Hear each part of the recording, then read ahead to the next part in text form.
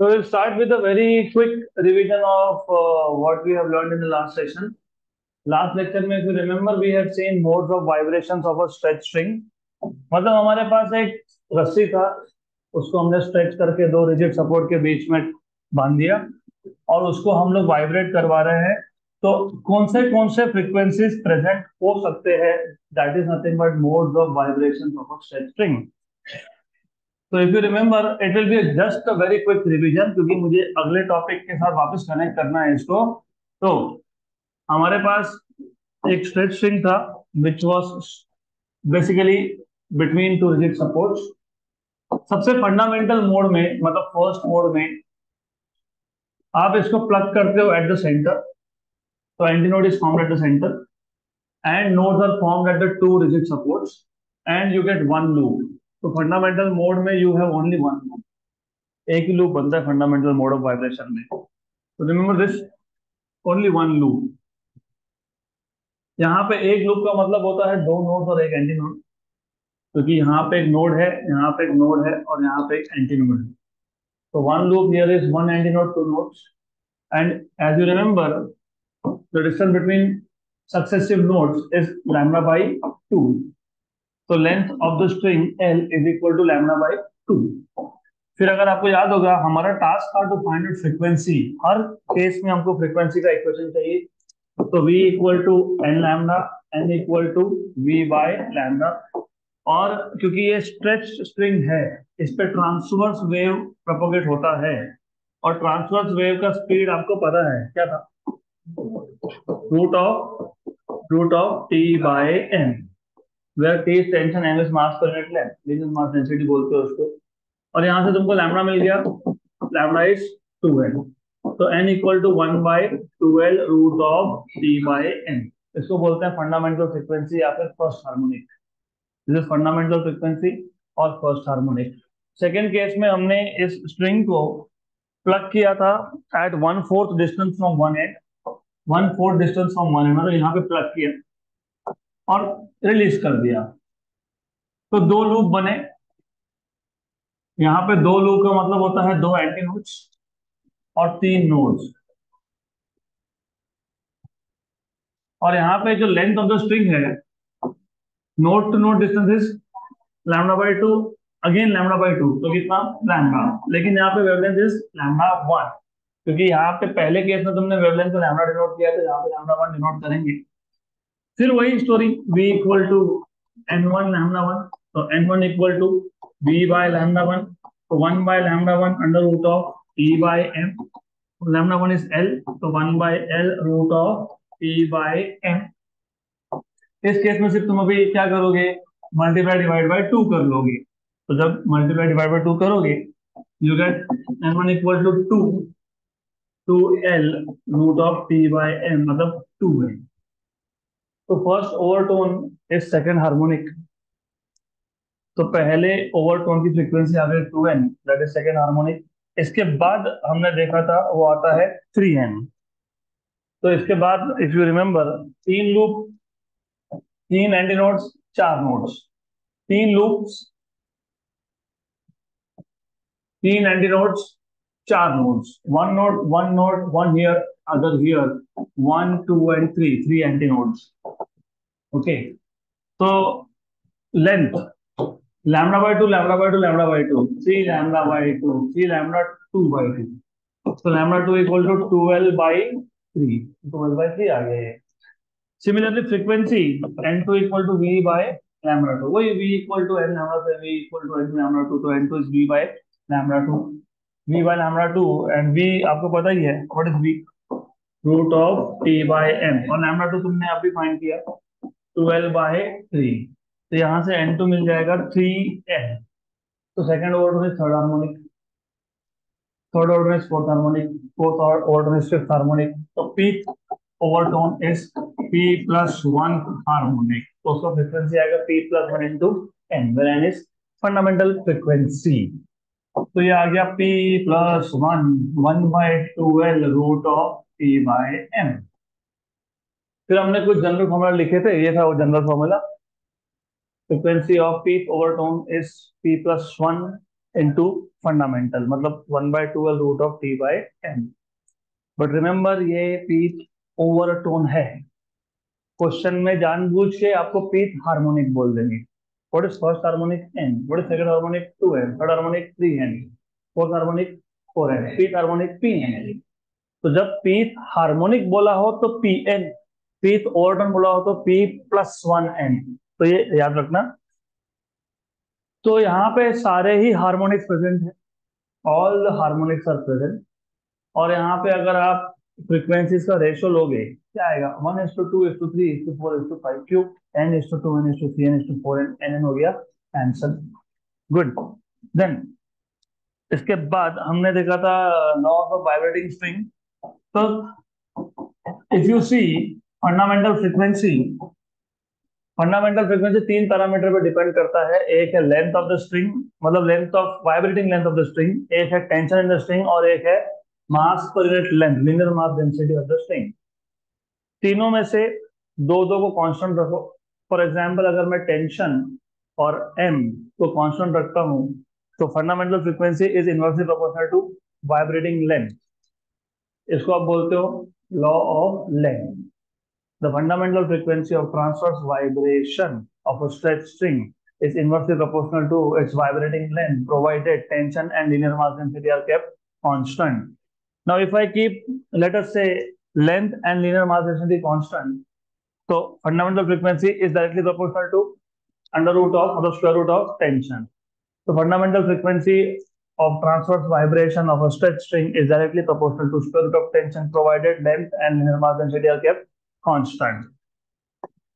तो पहला जो लॉ आपने यूज किया था वहां से हमको मिल गया था n1 L1 equal to n2 L2 equal to n3 L3 etcetera etcetera. दूसरे से मिला था n1 upon root of t1, n2 upon root of t2, n3 upon root of t3 etcetera, so on so fourth.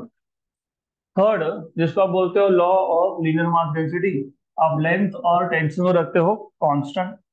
So when you keep length and tension as constant, you see that fundamental frequency of transverse vibration of a straight string is inversely proportional to square root of its linear mass density, provided length and tension are kept constant. मतलब n is inversely proportional to root m। मतलब आपको यहाँ से मिल जाएगा n1 root m1 equal to n2 root m2 equal to n3 root m3 and so on so forth. Correct. फिर इसी को हमने थोड़ा सा फर्दर मॉडिफाई किया था, if you remember, in terms of radius of wire लाने के लिए। Last bench, in terms of radius of wire लाने के लिए गड़बड़ करते दिखना नहीं। वो गया, नो टॉलरेंस है अभी यहाँ पे 6 महीने से। You should understand this, class में गड़बड़ इज नॉट अलाउड। तो n root m is constant. तो in terms of linear mass density की जगह पे हमको रेडियस के टर्म्स में चाहिए। क्यों चाहिए? सिंपल सा रीजन है, क्योंकि हर बार तुमको लीनियर मास डेंसिटी दिया होगा ऐसा नहीं होता है। कभी बता दिया radius of wire 1 and wire 2, radius बता दिया तो रेडियस के टर्म में लाओ। तो लीनियर मास डेंसिटी होता है मास अपॉन लेंथ, मास होता है volume into density upon length, volume होता है area into length, length length हो गया कैंसल, तो बचा एरो, और ए होता है पाई आर स्क्वायर। अब उसमें भी imagine that you have to wires of the same material, मतलब डेंसिटी इज आल्सो कांस्टेंट। नहीं भी हो सकता है, हाँ हो सकता है कि आपको दो वायर दे दी, तो उतना ध्यान देना कि दो वायर अलग अलग मटेरियल की है तो डेंसिटी कांस्टेंट नहीं होगा। अगर सेम है तो डेंसिटी कांस्टेंट होगा। तो m will be proportional to r square. Put it here. तो of course root m will be proportional to r। तो n into r is constant, मतलब n1 r1 equal to n2 r2 equal to n3 r3, so on so forth। Good. इसके बाद हमने देखा था sonometer. तो आज हम सोनोमीटर रिवाइज करेंगे। सोनोमीटर का कंस्ट्रक्शन में we will not put our time, सिर्फ ऊपर ऊपर से कि सोनोमीटर क्या होता है, साउंड बॉक्स क्या होता है, उसके ऊपर नाइफ पेजेस होते हैं, etcetera etcetera. Then we will start with the application of sonometer. तो if you remember, sonometer consists of consists of hollow rectangular wooden box known as sound box. तो सबसे पहले सोनोमीटर होता है एक hollow. Hollow is very important word here, क्योंकि उसमें air का कॉलम हमको चाहिए। तो साउंड बॉक्स कंसिस्ट ऑफ और रेक्टेंगुलर हॉलो। तो ऐसा एक रेक्टेंगुलर हॉलो वुडन बॉक्स है, हॉलो वुडन बॉक्स है, it is also known as sound box, it is known as sound box. और इसके आगे हमने यहाँ पे फ्रंट साइड में दो होल्स करके रखे हैं। होल्स का रीजन होता है कि एक तो हमको साउंड, सॉरी, एयर को अंदर हमको भेजना है, मतलब air should go inside. Number two, हम जो भी वाइब्रेशन प्रोड्यूस करेंगे, देखो इसमें इसमें होता है लार्ज मास ऑफ एयर। तो ये जो साउंड बॉक्स है, sound box contains large mass of air. क्यों? क्योंकि जो भी साउंड स्ट्रिंग प्रोड्यूस करेगा, हम आइडियली एक स्ट्रिंग को वाइब्रेट करवाते हैं, और जो स्ट्रिंग के वाइब्रेशन है, सी वाइब्रेशन मतलब साउंड। तो when you make the string vibrate, मतलब यू आर जनरेटिंग साउंड। तो जो स्ट्रिंग ने साउंड प्रोड्यूस किया, उसका इंटेंसिटी होता है कम, और हमको उसको करना है एम्पलीफाई। एम्पलीफाई मतलब उसका इंटेंसिटी बढ़ाना है। तो ये जो स्ट्रिंग का वाइब्रेशन फ्रीक्वेंसी है, उतने ही फ्रीक्वेंसी के साथ जो अंदर का एयर है वो वाइब्रेट होगा, मतलब द साउंड गेट्स एम्पलीफाइड। तो लार्ज मास ऑफ एयर है इसके अंदर। तो it consist of sound box which contains large mass of air. Sound box is used to amplify the sound produced by string. अब ये जो साउंड बॉक्स है, इसके ऊपर along its width there are two knife edges. तो इसके ऊपर दो नाइफ एजेस है which are kept along its width. So there are two knife edges which are kept along its width. Important. There are two knife edges which are kept along its width. तो दो knife edge है यहाँ पे। तो थोड़ा सा problem होता है 3D ड्रॉ करना, क्योंकि space is very limited. I still try to draw 3D, नहीं तो फिर 2D से काम चलाना पड़ जाएगा। ओके, तो एनीवेज, इमेजिनेशन बड़ा, लोग क्या करेंगे, कुछ नहीं कर सकते। ओके, हो गया ऑलमोस्ट। तो ये एक नाइफ एज है, ब्रिज है बेसिकली पी, और एक दूसरा भी है। तो you have two knife edges P and Q, which are kept along the width of the sound box, but they can move parallel to the length of sound box. So they are kept along the width, but they can run parallel to the length. ऐसा है वो. So this is how you have two knife edges. So there are two knife edges. उसके बाद इसके ऊपर से जाता है एक वायर। ये जो नाइफ एज है, इसके ऊपर से हम एक वायर को पास कर देते हैं। Wire runs parallel to the length, किसका लेंथ? साउंड बॉक्स का। A wire of uniform cross section, ये इंपॉर्टेंट वर्ड है। यूनिफॉर्म क्रॉस सेक्शन मतलब area of cross section of wire same everywhere, which also means that the radius is constant everywhere. क्योंकि तुमने अभी देखा कि ये जो रेडियस है वो फ्रीक्वेंसी को चेंज कर सकता है, that is why radius is kept constant. तो wire runs parallel to the sound box and passes over the bridge. इस वायर का एक end, one end of the wire is fixed to a rigid support. यहाँ पे hook arrangement होता है, hook. यहाँ पे हमने इसका एक एंड फिक्स कर दिया, मतलब बांध दिया बेसिकली। और जो इसका फ्री एंड है, free end runs over a pulley. तो जो फ्री एंड है of wire runs over a pulley, तो यहाँ पे पुली के ऊपर से इसको हमने छोड़ दिया, रन्स ओवर अ पुली। और यहाँ पे होता है slotted weight arrangement. The free end of the string और the wire consist of slotted weight arrangement. Slotted मतलब उसमें स्लॉट बना के रखते हैं। स्लॉट बनाने का सिंपल सा रीजन ये है कि अभी डिपेंड करता है कि तुमको कितना वेट का रिक्वायरमेंट है। किसी एक्सपेरिमेंट में तुमको वेट 50-50 ग्राम से ही बढ़ाना है, तो 50-50 ग्राम के स्लॉट होंगे। क्यों? क्योंकि सिंपल सा रीजन है, हर एक वायर का एक ब्रेकिंग स्ट्रेस होता है। तुम ज्यादा अगर उस पर स्ट्रेस लगा दोगे तो टूट जाएगा वो। किसी का ज्यादा होता है, किसी का कम होता है। तो slotted weight arrangement will depend on the type of material you are using. If you have very sturdy good strength wire, so maybe you have slots of 1 kilogram each also. तो ये यहाँ पे स्लॉटेड वेट अरेंजमेंट है, you put slots, you put weight. जैसे जैसे तुम weight बढ़ाओगे tension बढ़ेगा। टेंशन बढ़ाना है ना, फंडामेंटल फ्रीक्वेंसी पे ध्यान दो। तुमको सोनोमीटर कहाँ यूज करना है? सोनोमीटर हम लोगों को यूज करना है to verify laws of vibrating string. और लॉज ऑफ वाइब्रेटिंग स्ट्रिंग में तुमने तीन लॉ बता दिए। लॉ ऑफ लेंथ, मतलब लेंथ चेंज करना पड़ सकता है, तो लेंथ चेंज करेंगे ना हम। ये जो ब्रिज है पी और क्यू, इसका डिस्टेंस चेंज करेंगे तो वाइब्रेटिंग लेंथ चेंज होगा। और टेंशन चेंज करना पड़ सकता है, तो टेंशन चेंज कैसे करोगे? By increasing load. Mass per unit length हम लोग चेंज नहीं करने वाले। क्यों नहीं करने वाले? Because that requires the change of wire itself. तो हम लोग वो करेंगे नहीं, हमको दो ही लॉ वेरीफाई करने हैं। गुड। इसके बाद इसके ऊपर रखते हैं पेपर राइडर। अब पेपर राइडर का क्या काम है? पेपर राइडर का काम सिर्फ ये है हमको बताना कि कब स्टेशनरी वेव्स का फॉर्मेशन हुआ। क्या होता है, हम लोग अलग अलग फ्रीक्वेंसी यूज करते हैं। You can also make the string vibrate with your hand, but then remember accuracy नहीं मिल पाएगा तुमको। अगर मुझे सपोज मान लो मुझे 35 हर्ट्ज का फ्रीक्वेंसी चाहिए और मैं हाथ से प्लग कर रहा हूँ, may be you not getting 35, you getting 36। तो हम लोग क्या करते हैं? ट्यूनिंग फोर्क यूज करते हैं, क्योंकि ट्यूनिंग फोर्क हमारे पास अलग अलग फ्रीक्वेंसीज के अवेलेबल होते ही है। देखा भी होगा कॉलेज में पूरा एक बॉक्स ही होता है, तो उसमें बहुत सारे ट्यूनिंग फोर्क होंगे। तो you can just take required frequency tuning fork, pat it, पटको उसको और वायर का टच कर दो। क्या होगा?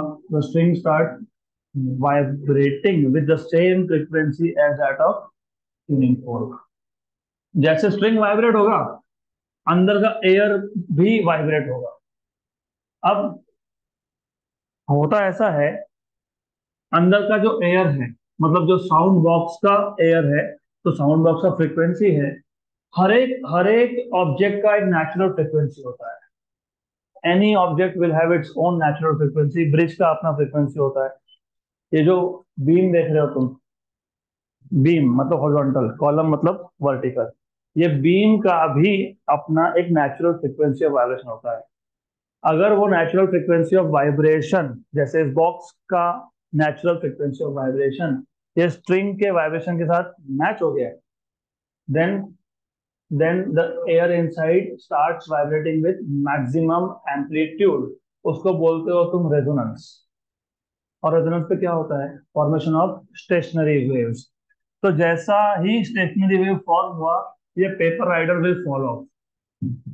तो पेन गिर गया तो anyways, paper rider will follow and you say that wow resonance.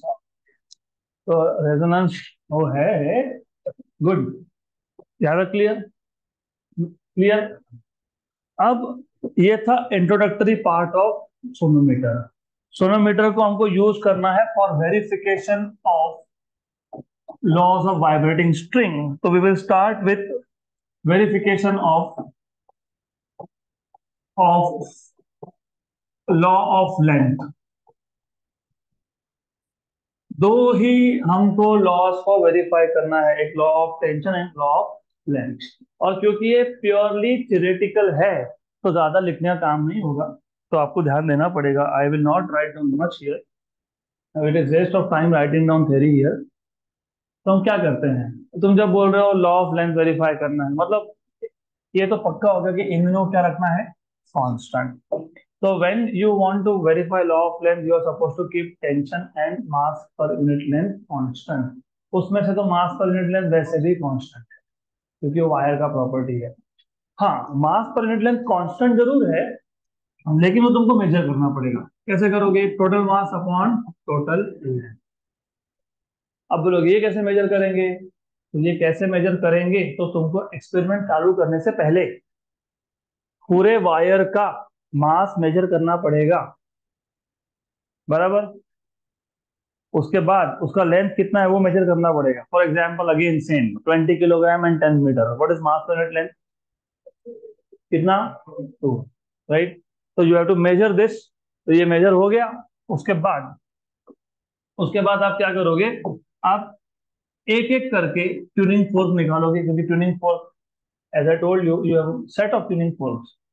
पहला ट्यूनिंग फोर्क निकाला, उसका फ्रीक्वेंसी N1 था, उसको पैड किया, स्ट्रिंग को वाइब्रेट करवाया, और ये पेपर राइडर नीचे गिरी नहीं आ, it is not falling down. तो it is not falling down, लेकिन तुमको वेरीफाई क्या करना था, लॉ ऑफ लेंथ।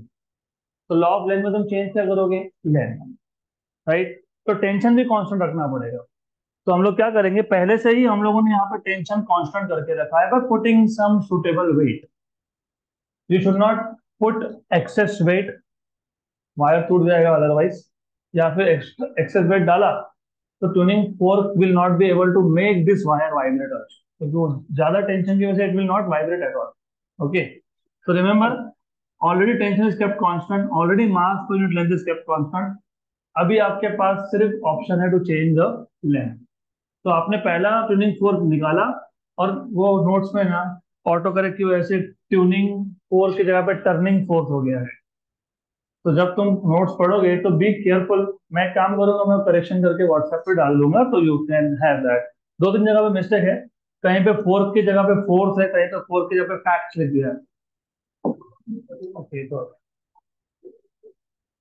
तो coming back to the point here, क्या किया हमने, एक ट्यूनिंग फोर्क निकाला, वायर को वाइब्रेट करवा दिया, और जो पेपर राइडर है it is not falling down. फिर क्या करेंगे, फिर पी और क्यू का डिस्टेंस वेरी करेंगे। पी और क्यू, ये जो ब्रिज है, वैसे हम लोग पी और क्यू को मूव नहीं करते, हम सिर्फ क्यू को मूव करते हैं, पी को फिक्स करके रख देते हैं। तो we change the distance between two bridges.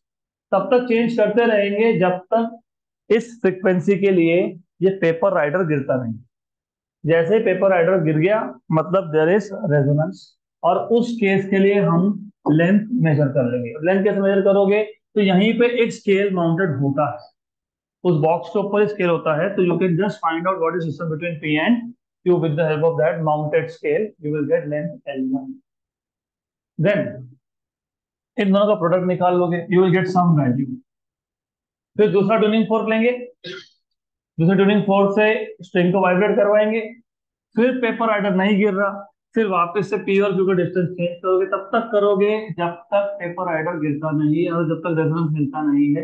Resonance मिल गया, N2 L2 फाइंड कर लेना, and you will see that ये N2 L2 will be equal to N1 L1। ऐसा 3 4 5 ट्यूनिंग फोर्क के लिए करते रहना। तो you will finally see N1 L1 equal to N2 L2 equal to N3 L3, ऐसा मिलते जाएगा।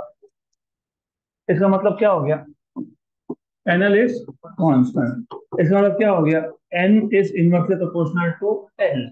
One L, what is L, vibrating length.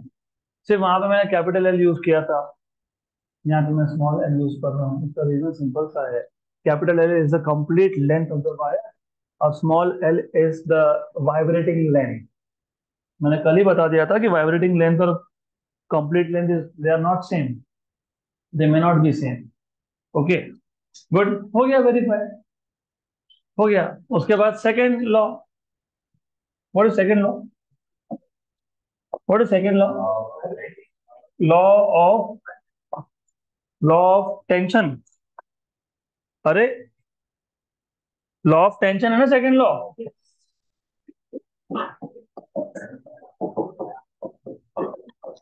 Verification of law of tension.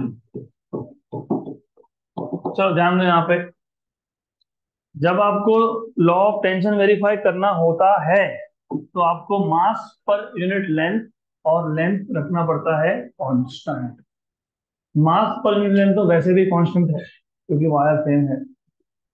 Length constant रखना मतलब तुमने पी और क्यू का एक पर्टिकुलर डिस्टेंस ले लिया, तो ले लिया, अब तुम चेंज नहीं करने वाले। तो तुमने जो ब्रिज है, bridge P and Q, in bridges को भी तुमने फिक्स कर दिया, तो लेंथ कैनॉट बी चेंज।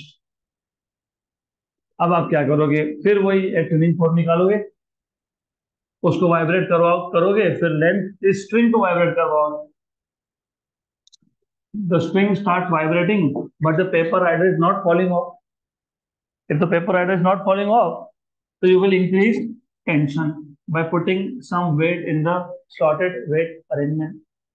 फिर वापस आप चेक करोगे कि इतने टेंशन के लिए फॉल हो रहा है क्या, नहीं, नहीं, तो वापस से टेंशन बढ़ा दिया, ऐसा करते करते टेंशन की एक पर्टिकुलर वैल्यू की टेंशन फाइंड करना बहुत सिंपल होता है।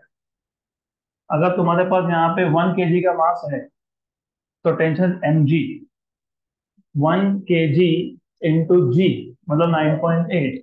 ओके, तो फिर एक पर्टिकुलर वैल्यू ऑफ टेंशन के लिए फाइनली ये paper rider will fall off. मतलब आप बोलोगे रेजोनेंस हो गया, रेजोनेंस हो गया तो you will note down the value of T1। You already know what was N1। Okay, then इस केस में फिर हम ट्यूनिंग फोर्क चेंज करेंगे। फिर सेकेंड ट्यूनिंग फोर्क के लिए वापस हम स्ट्रिंग को वाइब्रेट करवाएंगे और टेंशन तब तक चेंज करते रहेंगे जब तक पेपर राइडर गिरता नहीं। जिस टेंशन की वैल्यू पे पेपर राइडर फॉल हो गया उस टेंशन को बोलोगे T2, फ्रीक्वेंसी वॉज N2। ऐसा आप तीसरे बार भी करोगे और जब आप चेक करोगे तो N1 upon root of T1, N2 upon root of T2, N3 upon root of T3, ये सारे के सारे वैल्यू मिलेंगे आपको सेम।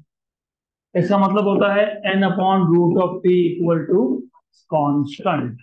मतलब होता है कि n is directly proportional to root of p, hence verified n is proportional to root of p। तो ये हो गया सेकेंड लॉ का वेरिफिकेशन, लॉ ऑफ टेंशन का। Law of linear mass density हम लोग वेरीफाई करते नहीं है, because as I told you yesterday also and today also, it requires that you have to change the strength, which we will not do. Okay, then तो ये था, this was all about vibrating strings. Stationary wave transverse wave के लिए भी बनता है, stationary wave longitudinal wave के लिए भी बनता है। स्टेशनरी वेव का फॉर्मेशन मतलब रेजोनेंस होना ट्रांसवर्स वेव में, वो हमने देख लिया। हो गया पूरा का पूरा थ्योरी खत्म। Now we will move towards air column, मतलब साउंड, मतलब लॉन्गिट्यूडनल वेव। तो we will now study stationary wave formation in longitudinal wave. Longitudinal wave अगर आपको प्रोपोगेट करवाना है तो best is air medium. Best medium for propagation of longitudinal wave is air. तो हम लोग क्या करते हैं, हम लोग एयर कॉलम ले लेते हैं। तो अगला टॉपिक अगर आप देखोगे that is vibrations of air column. अब एयर कॉलम होते हैं दो टाइप के।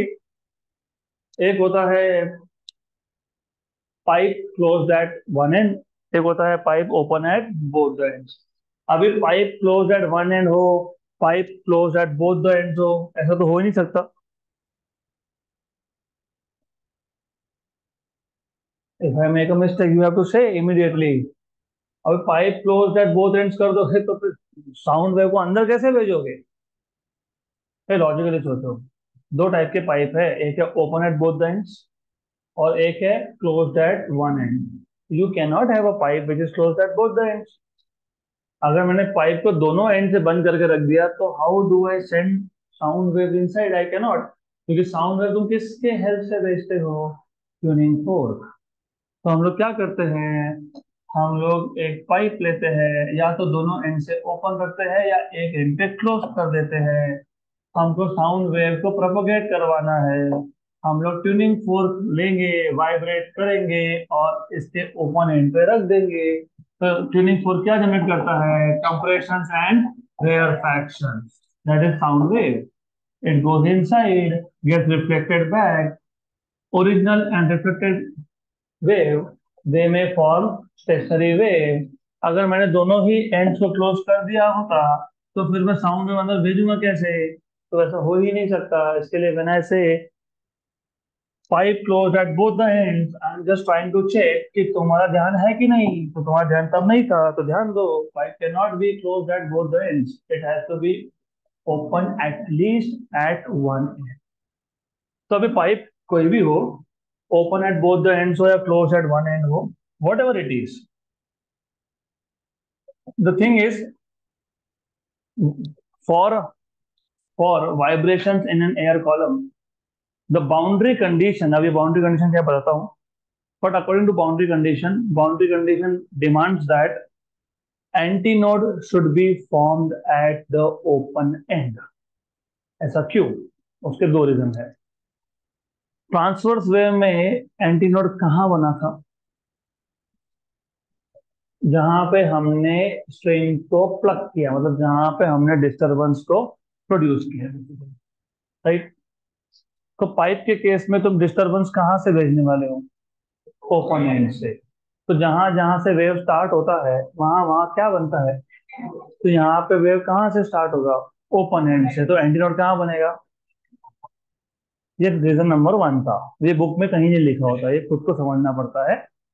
बुक में ऐसा लिखा होता है because boundary condition demand that the antinode be formed at the open end and the node be formed at the close and. Because antinode का मतलब क्या था? Maximum displacement. तो पार्टिकल्स को डिस्प्लेस होने के लिए जगह चाहिए।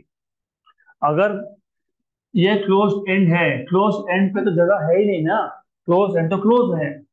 तो सिंस पार्टिकल है maximum space available for displacement at open end.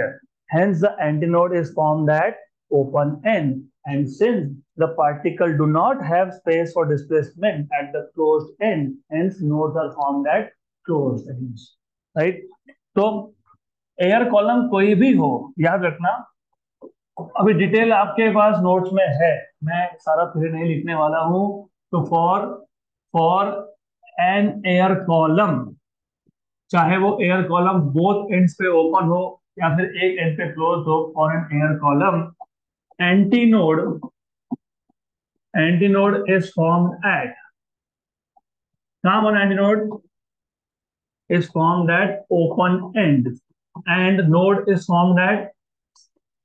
Formed at closed and.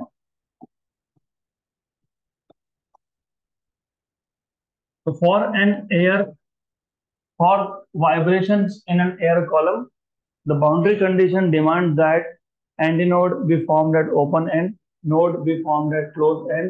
Since the particles of the medium have maximum possibility for vibration at the open end, and there is no space, there is no possibility of vibration at closed end.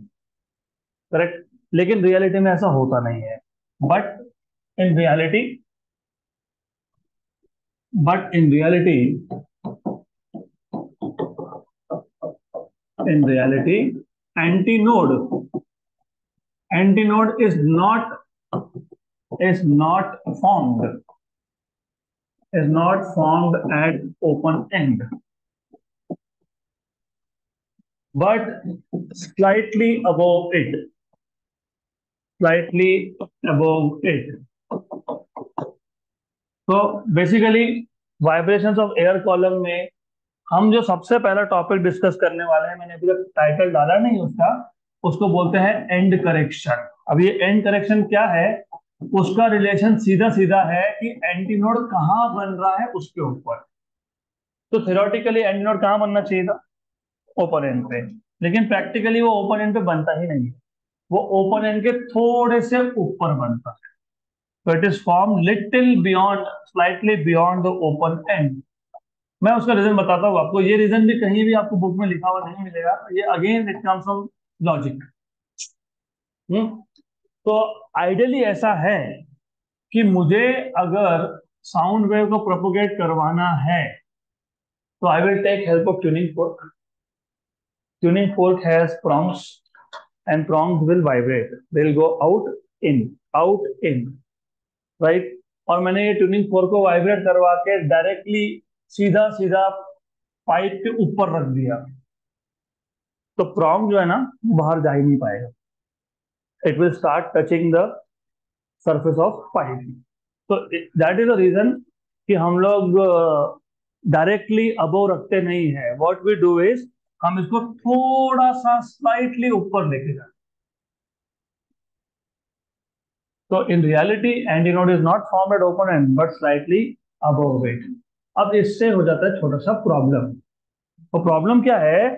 तुम जैसे देख रहे हो, पिछले cases में भी देखा, revision करवाने के पीछे रीजन यही होता है कि you should remember always what was length here. मतलब length of vibrating string was the length between two rigid supports. तो यहाँ पे रिजिड सपोर्ट वाइब्रेट हो रहा है क्या? कौन वाइब्रेट हो रहा है? स्ट्रिंग। अब जब पाइप की बात करोगे तो पाइप वाइब्रेट हो रहा है कि पाइप के अंदर का एयर वाइब्रेट हो रहा है? हाँ। तो जैसे हमको लेंथ लेना था तो हमने लेंथ ऑफ स्ट्रिंग लिया था, वैसे हम लोग यहाँ पे लेंथ ऑफ पाइप लेंगे कि लेंथ ऑफ एयर कॉलम लेंगे? Length of air column. अब एक प्रॉब्लम ये आ जाता है कि हम नॉर्मली करते क्या है, हम बोलते हैं चलो एयर तो इसी के अंदर है, इसी के अंदर है, तो length of air column is equal to length of pipe, which is not correct. क्यों? क्योंकि वाइब्रेशंस वाइब्रेशंस इसके थोड़े से ऊपर से स्टार्ट हुए, जहां एंटीनोड बना वहां से वाइब्रेशन चालू हो गए, और एंटीनोड ये स्लाइटली अबव है। इसका मतलब length of pipe can not be taken to be length of air column. Correct. तो अगर मैं कैलकुलेशन में मान लो, कैलकुलेशन में मैंने अगर लेंथ ऑफ पाइप ले लिया, क्योंकि हम तो एयर को देख नहीं सकते ना, अभी मैं बोल रहा हूँ, तुम सुन रहे हो, my throat is generating vibration, can you see vibration coming towards you? नहीं, तो यू कैन नॉट सी। तो हम कैलकुलेशन में करते क्या है, हमको लेंथ ऑफ एयर कॉलम लेना होता है, हम लेते क्या है, लेंथ ऑफ पाइप। करेक्ट। तो is it correct? No. Right. तो करेक्शन करना पड़ेगा। हाँ, उसको बोलते हैं एंड करेक्शन। अब ये एंड करेक्शन क्या होता है? एंड करेक्शन मतलब जितना डिस्टेंस तुमने छोड़ दिया उसको वापस लेके आओ। तो वो डिस्टेंस मतलब क्या? तो end correction is the distance between the open and of the pipe and the location of anti node. तो एंटी नोड एग्जैक्टली जहां पे बना वहां से लेके तो पाइप के ओपन एंड तक का डिस्टेंस, इसको बोलते हो एंड करेक्शन। क्लियर? पक्का पक्का? Sure sure. तो what is end correction? It is the distance between the open end of the pipe and the location of antinode. So, but in reality, antinode is not found at open end, but slightly above it. The distance between the distance between the open end of the pipe, open end of the pipe, and the position or location and the position of antinode is known as is known as is known as antinode is known as end correction. The distance between open end of the pipe and the position of antinode is known as end correction. Is known as end correction. Is known as end correction. अब फिर चलो system के अंदर, लेकिन define करने से भी तो हमारा प्रॉब्लम सॉल्व नहीं हुआ ना। अभी ये एंड करेक्शन कैसे फाइंड करेंगे? हमको तो एंटीनोड दिखने नहीं वाला कि इधर एंटीनोड बना। अगर दिख जाता, देखो देखो इधर एंटीनोड, तो एंटीनोड से यहाँ तक का डिस्टेंस मेजर कर लेते। अभी दिखता ही, अगर दिखता ही तो स्मॉल एल क्यों मेजर करने लगे थे हम? अब दिख ही रहा होता कि देखो यहाँ यहाँ एंटीनोड बना है, तो हम सीधा ये डिस्टेंस नहीं मेजर कर लेते। हाँ, तो प्रॉब्लम ये है कि एंड करेक्शन डायरेक्टली नहीं मिल सकता हमको। तो end correction turns out to be equal to 30% of inner diameter of the pipe. जो भी पाइप तुम यूज कर रहे हो उसका इनर डायामीटर, इनर अंदर का, राइट? क्योंकि कभी कभी ना इस पाइप के वॉल बहुत थिक होते हैं, तो तुम आउटर डायमीटर नहीं ले सकते। तो 30% ऑफ इनर डायमीटर मतलब 0.3D। तो दिस एंड करेक्शन, अब ये वैल्यू कहाँ से है? ये एक्सपेरिमेंटल वैल्यू है। तो बहुत सारे अलग अलग पाइप से एक्सपेरिमेंट किए गए, वहां से हमको वैल्यू मिल गई। तो this end correction turns out to be equal to 30% of inner diameter मतलब 0.3D, where D is inner diameter.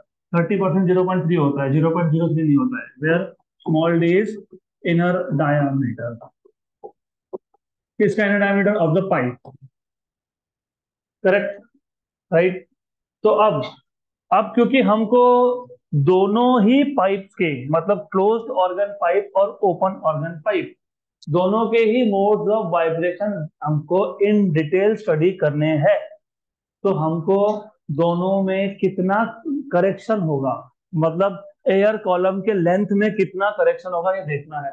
तो for close pipe, for close pipe corrected length, अभी इसके बाद से हमेशा याद रखना, करेक्टेड लेंथ मतलब length of air column. What is corrected length? Length of air column. What is corrected length? Length of air column. इसको हम लोग डिनोट करेंगे कैपिटल एल से। Is given by, close pipe के केस में एक ही end open था, इसका मतलब एंड करेक्शन कहाँ आएगा? एक ही एंड पे आएगा। तो करेक्टेड लेंथ क्या होगा? करेक्टेड लेंथ होगा length of the pipe plus E, क्योंकि length plus E, this is the corrected length, मतलब this is the length of air column, small L plus E. For open pipe, open pipe में दोनों ही end open होते हैं ना? तो for open pipe you will have corrected length as L plus two E.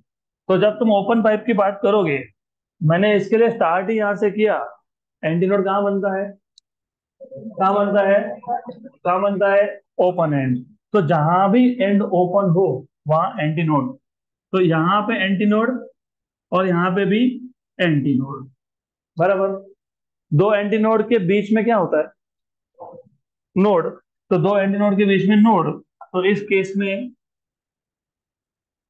You will see something like this, antinode, node and antinode. तो यहाँ पे क्योंकि ऐसा है और ये लेंथ ऑफ द पाइप था स्मॉल एल, तो यहाँ पे आ गया एक एंड करेक्शन और नीचे भी आ गया एक एंड करेक्शन, तो कितना आएगा? L plus two. क्लियर? तो ओपन पाइप के केस में what is corrected length? L plus two E. और क्लोज पाइप के केस में एल प्लस ई। अब अगर इतना पता है आपको, तो now we can start with modes of vibrations of air column closed at one end, जिसको तुम क्लोज्ड ऑर्गन पाइप भी बोलते हो। तो vibration, vibrations of air column closed at one end.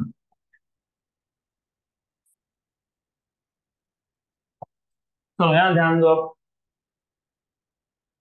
तो अभी वो सब थ्योरी में मैंने लिख के दिया है, what is column closed at one and, what is closed organ pipe. तो वो डिफाइन डिफाइन तुम कर लोगे। वैसे डिफाइन क्या ही करना है, हमको दिखता नहीं है कि इसका शेप क्या है। क्या शेप है इसका? क्या ये सिलेंड्रिकल? हाँ। तो फिर closed organ pipe is a cylindrical tube which contains air column and is closed at one end, बराबर। It contains air which vibrate, तो क्या ही है उसमें, तो तुमको पता ही है। तो we will directly start with modes. जैसे स्ट्रिंग में देखे थे ना modes, fundamental, first overtone, second overtone, तो यहाँ पे भी वैसा ही करना है। यहाँ पे भी हमको वैसा ही सब देखना है। तो let us start with first mode. First mode, first mode of vibration मतलब फंडामेंटल। तो फर्स्ट मोड मतलब फंडामेंटल ही होता है भाई। तो अब कंपेयर करके चलो। स्ट्रिंग के केस में, स्ट्रिंग के केस में फंडामेंटल मोड ऑफ वाइब्रेशन में कितने लूप्स थे? कितने नोट्स थे? कितने एंटी नोट्स थे? ऐसा क्यों हुआ पता है? क्योंकि तुमने सेंटर पे प्लग किया तो एंटी नोड बन गया, तो उसके दोनों साइड पे क्या बनना चाहिए था? नोड। तो एक लूप पूरा हो गया, वन लूप। यहाँ पे एंटी नोड कहाँ बनेगा? Open and, open and. और नोड कहाँ बनेगा? कहाँ बनेगा? तो यहाँ पे फंडामेंटल मोड में एक ही नोड और एक ही एंटी नोड बनता है। मतलब फंडामेंटल मोड में यहाँ पे कितने लूप बनते हैं? हाफ लूप है वो, हाफ लूप। करेक्ट। तो इन द फर्स्ट मोड मतलब fundamental mode of vibration of a closed organ pipe, या फिर अ pipe which is closed at one and, air column which is closed at one and, you have half loop. Half loop, एक anti node और एक node, तो one node and one anti node. Clear? पक्का? Then, obviously, as you know, the length of pipe is L, end correction is E. So, corrected length is capital L, which is small l plus E. हमने वो string के case में क्या किया था? क्या find किया था? फ्रीक्वेंसी. यहाँ पे क्या फाइंड करना है? फ्रीक्वेंसी. तो late n be the frequency of this mode, lambda be the wavelength of this mode. कैसे किया था frequency find? v equal to n equal to v by lambda. फिर v के लिए क्या सब्स्टिट्यूट किया था? Under root of t by n. यहाँ पे क्या करेंगे? वो स्ट्रिंग था. स्ट्रिंग पे वेलोसिटी डिपेंड करता है टेंशन पे. यहाँ पे एयर है. एयर एयर है ना. एयर में स्पीड ऑफ साउंड कांस्टेंट होता है, विच इज नॉर्मली 332 मीटर पर सेकेंड एट 0 डिग्री सेल्सियस. तो यहाँ पे तुमको v कैलकुलेट करने की जरूरत ही नहीं है फॉर्मूला से. This v is speed of sound in air which will be given to you. तो यहाँ पे v के लिए सब्स्टिट्यूशन होगा ही नहीं. There is no substitution for v. तो ज्यादा इजी बनता है ये केस. फिर क्या चाहिए? Wavelength. What is distance between adjacent node and anti node? Lambda by 4. एक नोड और उसके बाजू वाला एडजेसेंट एंटी नोड में डिस्टेंस होता है लैम्डा बाई 4. तो but length of pipe, A length of air column है, पाइप नहीं है ये. पाइप का लेंथ स्मॉल एल था. कैपिटल किसका लेंथ है? एयर कॉलम का. तो length of air column is lambda by 4. और मैं ये इसलिए बोल रहा हूँ क्योंकि आई हैव सीन हर साल ये गलती करते थे, स्मॉल एल लिख देते. फिर आंसर कैसे आएगा? नहीं आएगा. ओके. तो what is lambda from here? 4 है. लैम्डा इक्वल टू 4 है. सब्स्टिट्यूट कर दो. Therefore, fundamental frequency is V by 4L. Important, very very important. Okay, good. ये हो गया फर्स्ट मोड. अब याद कैसे रखते हैं इसके आगे समझेगा. पहला मोड तो फाइंड करना ही पड़ता है. फिर आया था सेकंड मोड पे. तुम सेकंड मोड को फर्स्ट ओवरटोन बोल सकते हो, कोई प्रॉब्लम नहीं है. सेकंड मोड मतलब फर्स्ट ओवरटोन होता है. क्लियर? अब अब याद कैसे रखना? कितने लूप, कितने नोट, कितने एंटी नोट, जरूरत नहीं है याद रखने की. उसका एक सिंपल सा रीजन है, बताता हूं मैं reason. Have you understood the case of string? अच्छे से समझे? अच्छे से, बहुत अच्छे से समझे? स्ट्रिंग का केस आपको बहुत अच्छे से समझा है क्या? यस. ओके. पहले मोड में कितने लूप थे? 1. दूसरे में कितने थे? तीसरे में कितने थे? चौथे में कितने थे? तो जब भी हायर मोड पे जाओगे, नंबर ऑफ लूप +1 होता है. तो यहाँ पे भी वैसे ही होता है. सिर्फ यहाँ पे पहले मोड में एक लूप नहीं है. कितना है? आधा. तो दूसरे मोड में 1 प्लस हाफ, मतलब 1/3/2 बेसिकली 1.5. अभी 1.5 कैसे बनेगा वो सोच लो. जहां से वेव स्टार्ट हुआ, यहां से यहाँ क्या बनता है, और यहाँ पे क्या बनेगा? पिछले केस में एक नोड एक एंटी नोड, मतलब हाफ लूप था. अभी अगर मैं वैसा ही करूँ, एक नोड और एक एंटी नोड दिखा दूं, तो हाफ ही लूप बनेगा. राइट? तो अभी एक नोड और एक एंटी नोड नहीं होगा. अब होंगे दो नोड्स और दो एंटी नोड्स. करेक्ट? करेक्ट? पक्का? मुझे बता, what is the distance from node to node? Lambda by 2. From node to antinode? Lambda by 4. Correct? तुमने अभी बोला कितने नोड्स? दो. कितने एंटी नोड्स? दो. राइट? ऊपर क्या बना? इसके बाद क्या आएगा? क्या आएगा? तो कहाँ दिखाओगे? सेंटर में नहीं दिखाओगे. मैंने इसलिए पूछा तुमसे कि node to node distance lambda by 2, तुमने ही बोला. नोड टू एंटी नोड तुमने बोला लैम्डा बाई 4. तो लैम्डा बाई 4 मतलब ये इधर है. ओके. थोड़ा ऊपर जाएगा ना. हाँ, वो नोट्स में डायग्राम हो सकता है, वो ड्राइंग गलती हो गई होगी, पर पता होना चाहिए. आई am not a drawing teacher, so anyways, so does not matter. So you should remember this. Okay, good. तो ये बेसिक बेसिक चीजें हैं। तो length here is not lambda by 4। तो यहाँ पे पहली बात तो मैं लेंथ को बोल दूंगा यहाँ पे L equal to, what is node to node, lambda by 2, node to antinode, what is lambda by 2 plus lambda by 4, 3 lambda 1/4, क्योंकि लैम्डा तुमने पिछले केस में यूज करके रखा है इसलिए। इस केस का फ्रीक्वेंसी क्या लोगे, N1, बराबर। पिछले केस में N यूज किया था, तो अभी यहाँ पे क्या करोगे, N1। पिछले केस में कितने लूप थे, हाँ, यहाँ पे कितने हैं, 1.5। पिछले केस में कितने नोड्स थे, यहाँ पे कितने हैं, पिछले केस में कितने एंटी नोड्स थे, यहाँ पे कितने हैं, एक एंटी नोड एक एंटी नोड, दो हो गए। ये नोड और ये नोड दो हो गए, हो गए। तो स्टोरी वही, v equal to N1 lambda 1।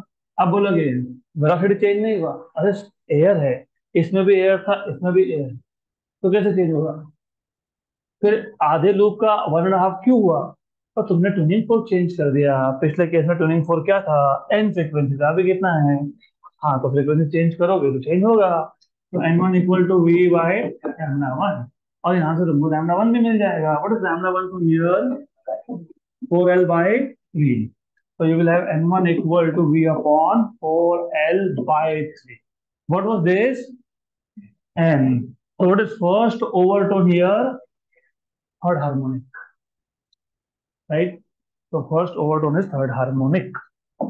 और मैंने आपको कल भी बताया था कि कोई भी कंक्लूजन पे आने से पहले कम से कम 3 फ्रिक्वेंसीज आपको फाइंड करनी पड़ती है। फर्स्ट मोड हो गया फंडामेंटल, सेकंड मोड हो गया फर्स्ट ओवरटोन, अब third mode that is second overtone. तो third mode that is second overtone. पहले मतलब फंडामेंटल में कितने लूप थे, हाफ, उसका कितने हो गए, 1.5, अब कितना होगा, 2.5 ओके। पहले केस में एक नोड एक एंटी नोड, फिर दो नोड दो एंटी नोड, अब कितना होगा, 3 नोड और 3। तो सबसे पहले एक एंटी नोड और एक नोड लोकेट कर लो, हो गया, तीन तीन थे, एक एक हो गया। ये आ गया दूसरा, ये आ गया तीसरा। ये एंटी नोड है तो इधर एंटी नोड है, इधर भी क्या है, एंटी नोड है, 1 2 3 1 2 3, बराबर, हो गया हो गया। This will help you to draw correct diagrams in exam. ऐसा नोड और एंटी नोड को लोकेट करोगे तो you will not face any trouble in drawing diagrams. तो अभी डेफिनेटली ये है एंड करेक्शन ई, ये है लेंथ ऑफ द ट्यूब, ये है लेंथ ऑफ एयर कॉलम। अब इस केस में डिस्टेंस यहां से यहां तक λ/2, λ/2 प्लस λ/2, लैम्डा प्लस λ/4, 5 λ/4, तो 5 λ/4, 5 λ2/4। इस मोड के फ्रीक्वेंसी को मैं मान लेता हूं N2 है। इस मोड में कितने लूप बन गए, 2.5। कितने नोड्स आ गए, 3। कितने एंटी नोड्स आ गए, वेरी गुड, गुड। तो V इक्वल टू N2 λ2, तो N2 equal to V by λ2। But what is λ2, 5, 4L/5, तो ये आ जाएगा 4L/5, 4L/5। तो what is frequency here, 5N। तो second overtone is fifth harmonic, clear. तो 3 फ्रीक्वेंसीज हो गए। Once you have 3 frequencies you can start with conclusion. मैं बार बार एक ही चीज बोलता हूँ, रटो मत, क्योंकि रटोगे तो प्रॉब्लम में आओगे। फिजिक्स इज अ सब्जेक्ट जिसमें तुमको रटना नहीं होता, समझना होता है। तो अभी समझ में आ गया, बहुत कुछ समझ में आ गया। क्या क्या समझ में आ गया, सबसे पहले तुमको ये समझ में आ गया कि यहाँ पे सिर्फ ऑड हार्मोनिक्स प्रेजेंट है। तो conclusion number 1, in case of a closed organ pipe, in a closed organ pipe, in a closed organ pipe, only odd harmonics are present.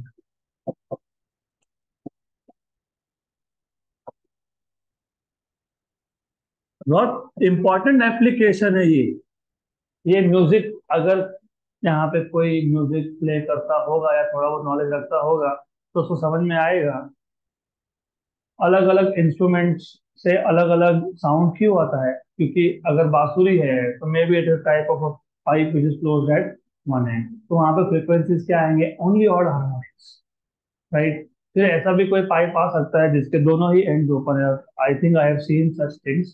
तो दोनों ओपन एंड रहेंगे तो आप देखोगे वहां पे ऑल हार्मोनिक्स आर प्रेजेंट, वहां पे N two N, three two N, four N, सब सब के सब होंगे, यहाँ पे सिर्फ ऑड होंगे।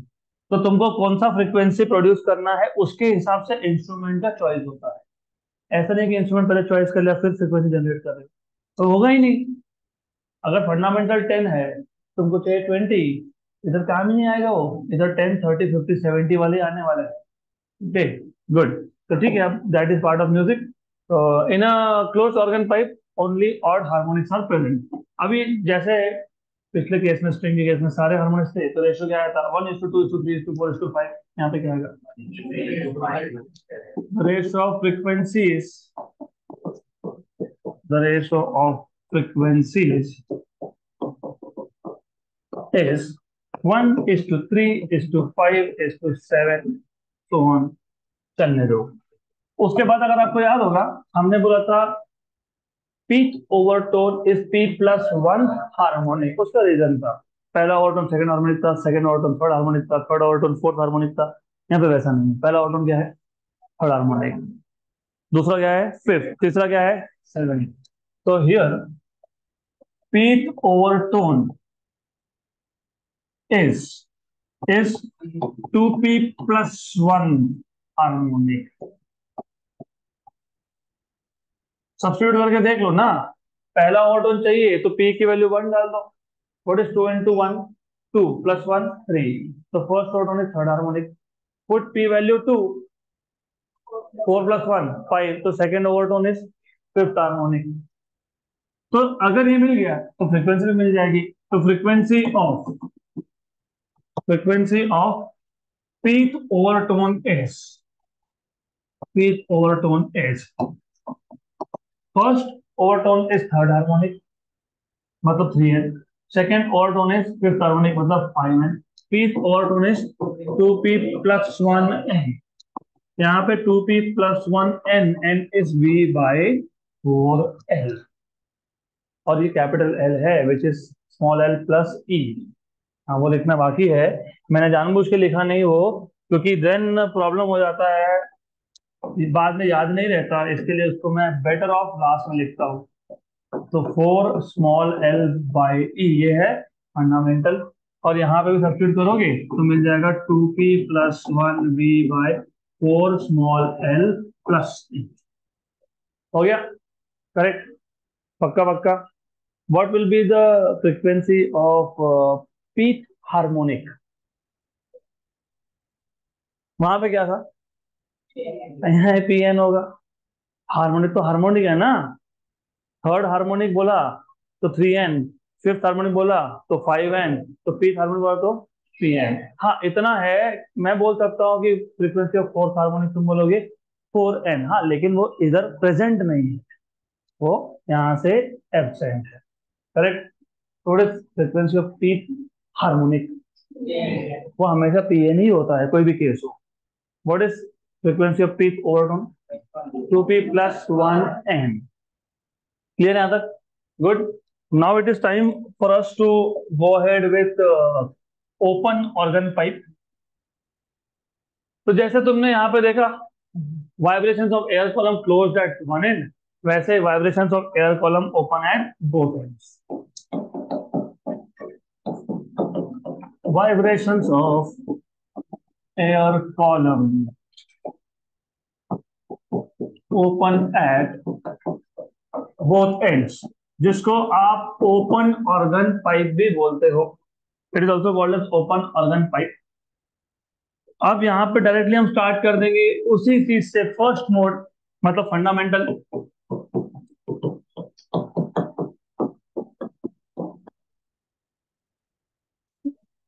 तो हमारे पास एक ओपन ऑर्गन पाइप था, मैं फिलहाल इसको क्लोज कर रहा हूँ, बाद में ओपन कर लूंगा।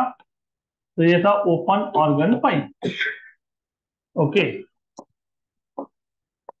Good, fine. ये ओपन ऑर्गन पाइप है। हमको फाइंड करना है what is the frequency of first mode, मतलब फंडामेंटल फ्रीक्वेंसी का फॉर्मूला फाइंड करना है हमको।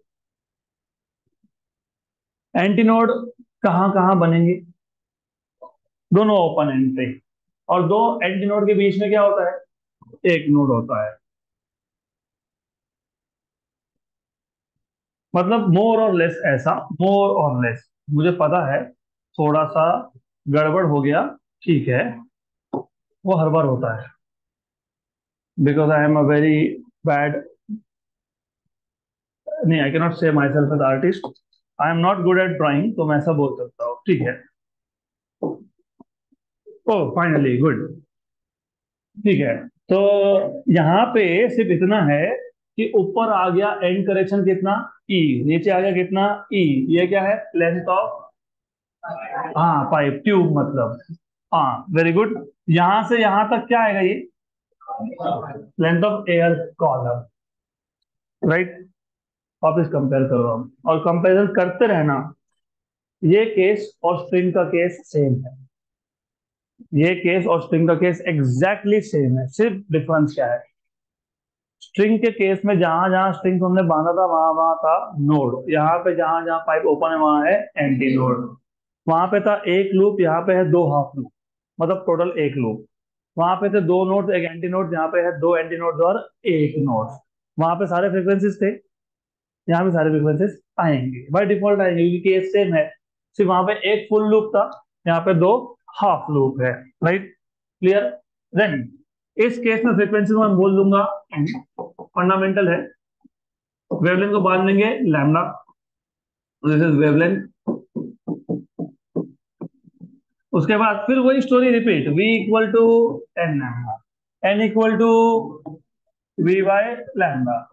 लेकिन यहाँ पे length, length of air column lambda by two, क्योंकि successive anti nodes is lambda by two, lambda by two, तो लैम्डा इक्वल टू टू है। तो fundamental frequency equal to v by two L. वहां पे कितना था? वी बाय ओपन पाइप और string, नीचे 2L, यहाँ पे भी 2L, वहां पे भी 2L। ओपन पाइप और क्लोज पाइप, वहां पे 4L, यहाँ पे 2L। रीजन था यहाँ पे एंटीनोड टू एंटीनोड डिस्टेंस है, वहां पे एंटीनोड टू नोड डिस्टेंस था।